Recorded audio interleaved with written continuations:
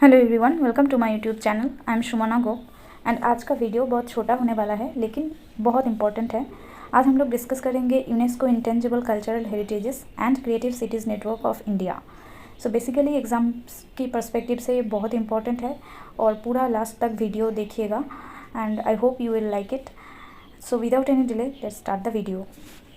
So first we have list of intangible cultural heritages जो कि 14 है फ्रॉम इंडिया। और the difference between world heritage site and intangible cultural site is that जो intangible cultural heritage होता है उनको हम छू नहीं सकते हैं या फिर डिस्क्राइब नहीं कर सकते हैं, और जो वर्ल्ड हेरिटेज साइट है उनको हम देख सकते हैं, छू सकते हैं। So this is the basic difference between UNESCO world heritage site and UNESCO intangible cultural heritages. Okay, so जो फर्स्ट 2008 में 3 टॉपिक ऐड हुआ था वो था कुडियाट्टम, द ट्रेडिशन ऑफ वैदिक चैंटिंग एंड रामलीला। सो इनके बारे में हम लोग थोड़ा थोड़ा जान लेते हैं। सो कुडियाट्टम ये 2008 में ऐड हुआ था और this is the Sanskrit theatre of Kerala. Basically Kerala के जो हिंदू टेम्पल्स होता है उनमें ये परफॉर्म होता है and this is the picture of Koodiyattam. और जो कुडियाट्टम के बेसिक फीचर्स है वो है इनका ड्रामेटिक लैंग्वेज, देन नेत्रोभिनय एंड हस्तोभिनय। नेत्रोभिनय इनका मतलब होता है आई एक्सप्रेशन एंड हस्तोभिनय इसका मतलब होता है hand movement. So basically this is famous for its dramatic language, netro abhinay and hasto abhinay. Next we have the tradition of Vedic chanting. यहाँ पे देख पा रहे हो picture.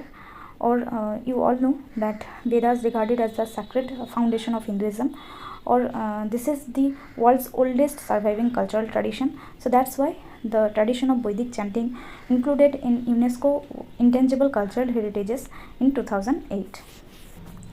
Third we have Ramlila, ये भी 2008 में ऐड हुआ था लिस्ट में, और stage show based on Ramayana. और ये जो तुलसीदास जो थे उनका जो बुक है रामचरितमानस, इनके ऊपर बेस्ड है।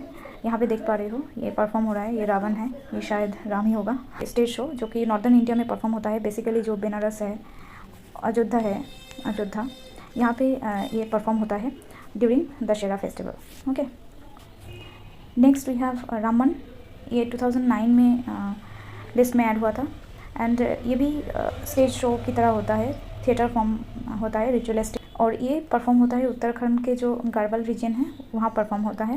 बेसिकली वहाँ के जो लोकल गॉड है भूमियाल देवता, सो इनको ये डेडिकेट करते हैं।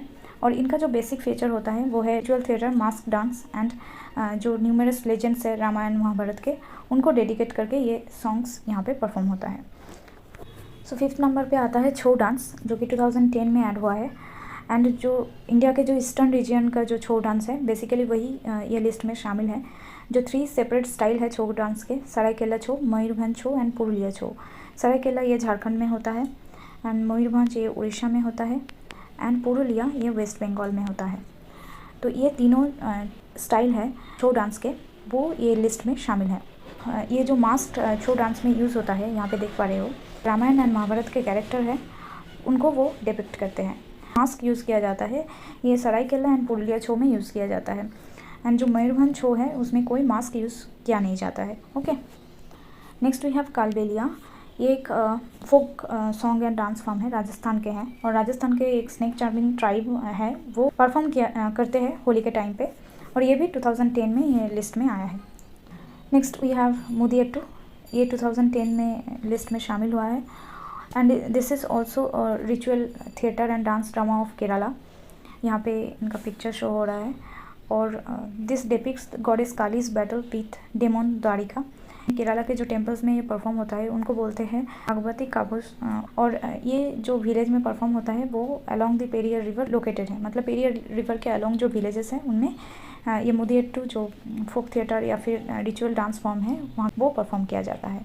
नेक्स्ट नंबर 8 पे है बुद्धिस्ट चैंटिंग ऑफ लद्दाख, ये ऐड हुआ है 2012 में एंड ये बेसिकली जो बुद्धिस्ट टीचर है या फिर लामा जिनको बोलते हैं, वो जो लॉर्ड बुद्धा का जो टीचिंग है या फिर फिलोसफी है उनको ये हाइम्स के फॉर्म में मोनेस्ट्री में साइट करते हैं।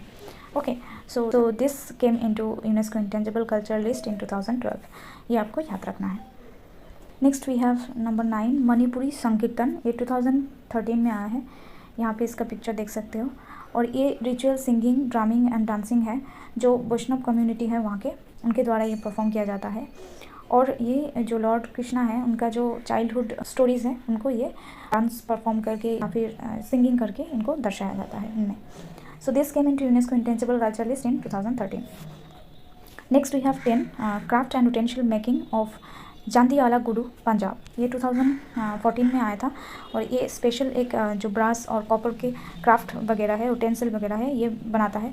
और इनके उटेंसिल है इसमें अगर खाना सर्व किया जाता हो तो ये हेल्थ के लिए बहुत बेनिफिशियल होता है. नेक्स्ट 11 नंबर पे है जोगा, जो 2016 में यूनेस्को लिस्ट में शामिल हुआ था. And you all know that it is ancient Indian practice that focuses on uniting body, mind and soul in order to achieve mental, spiritual and physical well-being. Next we have Navroz 2016. इसको नवरोज भी बोलता है शायद, नवरोज. ये बेसिकली पर्शियन न्यू ईयर होता है जो India में भी सेलिब्रेट किया जाता है. एंड ये अराउंड 2 वीक्स तक ये सेलिब्रेशन चलता है. बेसिकली वेरियस कल्चरल एक्टिविटीज़ होता है, सेरेमोनीज़ होता है. यहाँ पे देख पा रहे हो सिंगिंग, डांसिंग, ये सब होता है जो एक दूसरे के अच्छे वेल्थ के लिए वो लोग विश करते हैं. सो ये फेस्टिवल भी यूनेस्को इंटेंजिबल कल्चर लिस्ट में शामिल हुआ था इन 2016. अच्छा, यहाँ पे 2 छोटा इन्फॉर्मेशन है जो नोट डाउन करना है आपको. वो है एक कोंगथोंग विलेज है, कोंगथोंग, THONG, कोंगथोंग विलेज है, ईस्ट खासी डिस्ट्रिक्ट ऑफ मेघालय. ईस्ट खासी डिस्ट्रिक्ट, जो ईस्ट खासी डिस्ट्रिक्ट ऑफ मेघालय, वहाँ पे जो कोंगथोंग विलेज है बेसिकली इसको व्हिस्लिंग विलेज बोलते हैं. व्हिस्लिंग, जो कि यहाँ के जो लोकल लोग हैं वो एक दूसरे के साथ व्हिस्लिंग के द्वारा कम्युनिकेट करते हैं. तो ये फेमस है. So that's why this is also aiming for UNESCO intangible cultural heritage. आपको याद रखना है कोंगथोंग विलेज के बारे में. Also remember the living root bridge of Meghalaya.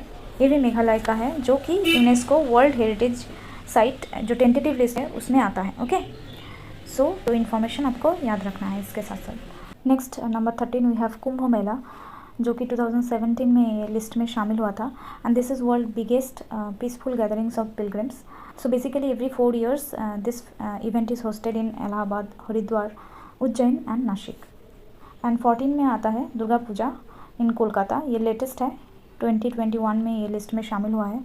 And this is famous for its traditional celebration, Bengali drumming and goddess Devi Durga's adoration. So यहाँ पे है दुर्गा पूजा का picture. Next we have UNESCO Creative Cities Network. So basically this was created in 2004 and ये information थोड़ा wrong लग रहा है. ये 300 होगा, around 300 cities across the world जो यूनेस्को की क्रिएटिव सिटीज़ नेटवर्क के अंदर आता है. एंड इंडिया में से टोटल 6 cities हैं जो इस लिस्ट में शामिल हैं.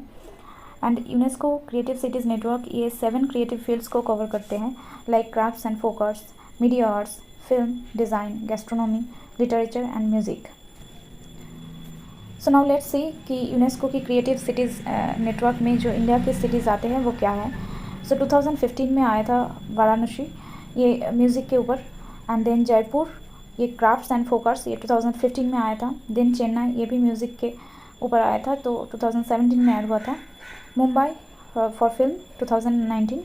एंड हैदराबाद, ये आपको तो पता ही होगा, हैदराबाद बिरयानी सबको पता होगा. सो याद रखना, ये गैस्ट्रोनॉमी, बेसिकली जो फूड है वहाँ के वो बहुत फेमस है, तो इसीलिए गैस्ट्रोनॉमी में 2019 में ये शामिल किया गया था हैदराबाद को. एंड द लेटेस्ट श्रीनगर, ये क्राफ्ट्स एंड फोक आर्ट्स के टॉपिक में आता है. 2021 में इनको यूनेस्को क्रिएटिव सिटीज़ नेटवर्क में शामिल किया गया है. So this is for today and I hope ये लेक्चर आपको अच्छा लगा हो. And if you liked it then please like, share and subscribe. And also thanks for watching.